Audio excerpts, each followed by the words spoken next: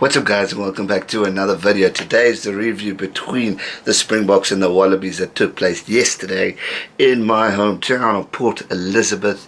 Firstly, before we get to the game, a big shout out to quite a few of you who came up and recognized me from the channel. A few asked for photos. It was really great to interact with you guys. It was really awesome and amazing to know that this content gets out there. It's the greatest experience of my entire life. I love this, and if you're new here and haven't subscribed yet, hit that subscribe button so you can keep up to date with all future rugby videos. But let's get to the business of the day, the awesome test match that we saw yesterday and then I witnessed live. Firstly, shout out to Nelson Mandela Bay, Port Elizabeth. The stadium was electric. The crowd was magnificent. It was truly special. I mean, the singing, the dancing, the chanting, the Mexican waves, the cheers with the crowd. It was truly amazing.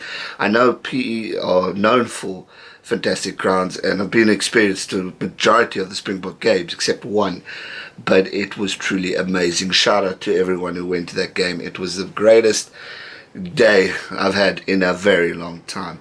What a game it was. A bit messy at times, but you know, the teams showed a bit of improvement. Few issues I have, which I'll get into.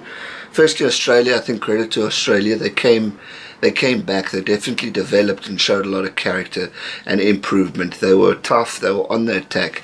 It was just pretty much missed opportunities for the Wallabies. They could have capitalised. They were on the try line quite a few times, and they were there and thereabout. But unfortunately, the defence of the Boks was just too strong. I mean, the tackles were again immense. I mean, there were a high number of tackles. So I think it was over 160 odd or more, which is truly outstanding. It just showed the defense, but it also showed the attack. We weren't attacking enough.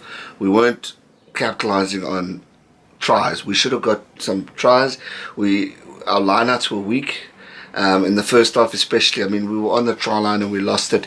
Dyantyi's try in the first 26 seconds, I think it was truly immense. I nearly lost my voice. I shouted so loud. It was truly epic. That guy is an outstanding rugby player. I said it before, I'm going to say it again. I really think he's going to be the next Brian Abana, if not better. He's quick and he can tackle. Abana wasn't the greatest of tacklers, but Dyantyi definitely is. He is a gem. Mark my words. He's going to have an absolutely amazing career in the Springbok jersey. A good game from most of the players, but I needed more. I wanted to see more from the Springboks. They were there and thereabout, but they just don't seem to capitalise on opportunities. And also, my problem with Faf de Klerk, with these box kicks.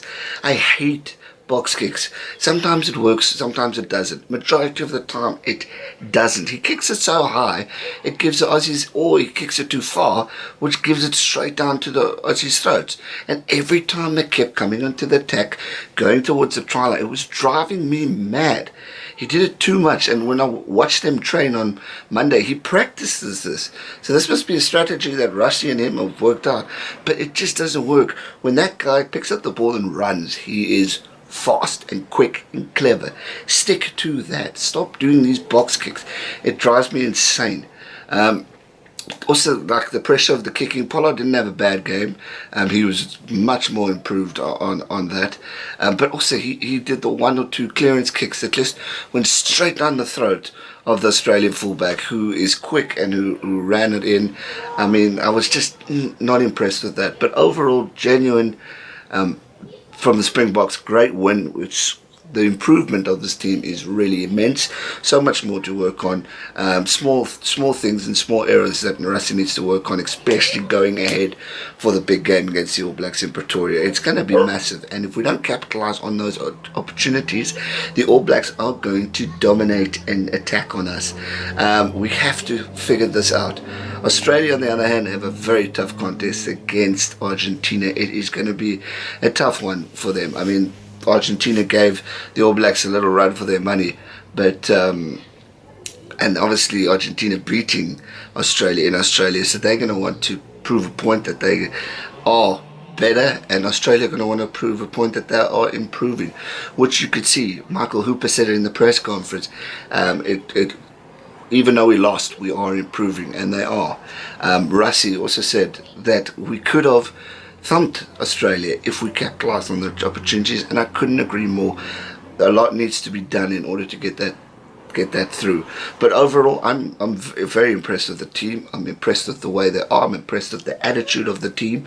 I mean, this week has probably been the best week of my life. I mean, I met some of the Springboks. I was invited to the press conference of the team announcement, so I got to meet Beast and Rassie, and that was truly amazing. Doing what I love and being able to get out there, it was truly special. But amazing game. The atmosphere was truly immense, and why I'm so pumped on it is because South Africa, unfortunately, in most places there's a lot of negativity, and what was special was watching black, white, coloured, every race there dancing and singing together.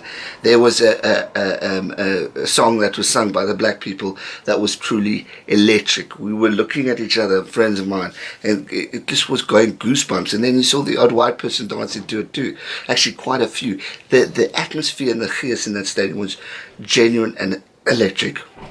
We just saw something special and witnessed it, and it's exactly what we needed as a country, to see the unity. We will see it next week in Pretoria. I'm sure it's gonna be amazing, but truly awesome atmosphere, and I think that boosted the Boks as well, because I mean, when the ref made mess ups, which he did, the crowd would boo him. And when I say mess ups, he stuffed up a few things for both teams, not just South Africa. I do not agree with that yellow card for Dyantyi. I thought that was ridiculous. There were a few high tackles that the ref missed, which was shocking. Some should have been a card as well, and just odd errors. I really don't rate this ref from France. I think he's one of the worst refs in world rugby, and Poit is just as bad. I don't know what it is, but those two French refs are shocking. I was just extremely disappointed with it, with the refereeing. I would have far rather had Nigel Owens again, or someone from New Zealand, Clippers, because that he should retire or get fired. He didn't allow it to flow. But enough about that. That didn't affect the game at all. Well, it affected the game, but it didn't affect the scoreline. Australia were clearly under pressure at the start with the kicking. The guy was missing kicks, which was unfortunate. I said it before, kicking is going to win games, because we've seen teams lose. The All Blacks lost because Barrett didn't kick over. It is so important for the kickers to kick over. I mean, against Argentina, when Pollard missed all of those, I mean, it was shocking. Teams need to focus on their place kickers, and it's so important that they kick over, because otherwise the game could run away. If Australia were in the lead, maybe they would have approached the game more different or better, because it would have given them the confidence. So just those small errors from both teams that needs to be worked on if they're wanting to improve and get better and grow and develop. So much potential between these teams. The squad is epic. The players there are brilliant. Will Genia had a great game. David Pocock also looked good. Hooper, I mean, Falau is a giant. Coopers, watching that man live, he is tall. He's a big boy. I mean, it was very clever how it was interesting to watch Colby versus Falau, because at one stage they were right by us, and it was very interesting to see, because credit to Colby, because for a little man he can tackle. Dynamite comes in small packages, I know, and well done to him for putting up an effort. 2 misses here and there, but overall great game from him. And I think if they can improve this play, we've really got a great team. I'm really impressed with the Springboks team. As I said, Dyantyi is a standout for me. He's probably the player of the series, from a South African perspective.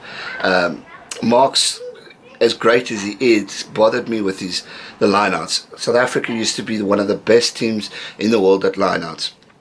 Not recently. I mean, the throws were going over, they were losing lineouts. We were right on the try line and we couldn't win the lineout, and missed opportunities. So things like that needs to be worked on. Need to work on more pressure situations. I think that's the main key, because we seem to fumble a bit. Villy didn't have the greatest game for me. His group greater play is. I mean, he knocked the ball on.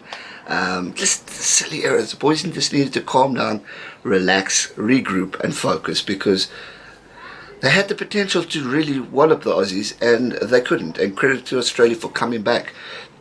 When it was 12-0, I thought, hey, we are in for something big. Maybe the South Africans are pumped and are going to do it.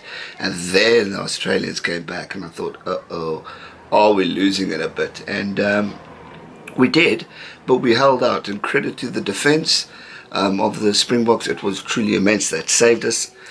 Because Australia were on the attack and could have got a few tries as well, but didn't. So well done to the Boks. I'm so proud. I'm so happy to have witnessed that amazing match. I wish I was in Pretoria for the All Black game, because I think that's going to be just as good. It really was an incredible week. As I said earlier, thanks to those who came out and said hi. Again, if you guys are new here, hit that subscribe button so you don't miss out on future uploads, as well as the bell icon so you can get a notification. We have just hit 7,000 subscribers. I am the happiest man in the world. Thank you so much for the support. This is really the best journey I've been on. This past year has been absolutely amazing, and it's credit to this. I couldn't play the sport, but now I get to talk about the sport, and I couldn't think of anything better to do. I love this. It is awesome. And to have met the Springboks, been a part of that atmosphere, was a dream come true. So big shout out to the subscribers for sticking around with me, especially those from the start. Also, if you guys haven't, head over to End Games YouTube channel. Henry and I did a podcast, and it's an awesome podcast where I shared a bit about my story and why I do this, and also spoke about rugby. And head over there, go subscribe to him, and also go check that video out. Link will be in the description, so make sure you check that out. And that's going to do it for today's video, guys. New Zealand versus Argentina coming out tomorrow. I still want to just go over that game one more time just to have a look, as it was quite late, and we as Springbok fans were celebrating a bit. So yeah, awesome stuff. Looking forward to that video. Thanks so much for watching. Give it a like if you enjoyed it, and if you haven't already, hit the subscribe button. Let's see if we can maybe get to 10,000 subscribers by the end of the year. I hope so. Anything is possible with the support of you guys. Share it with your friends and family. Let them know who I am and what I do. And I'll see you guys real soon for another video. Stay safe, have a great week, and never give up. Cheers.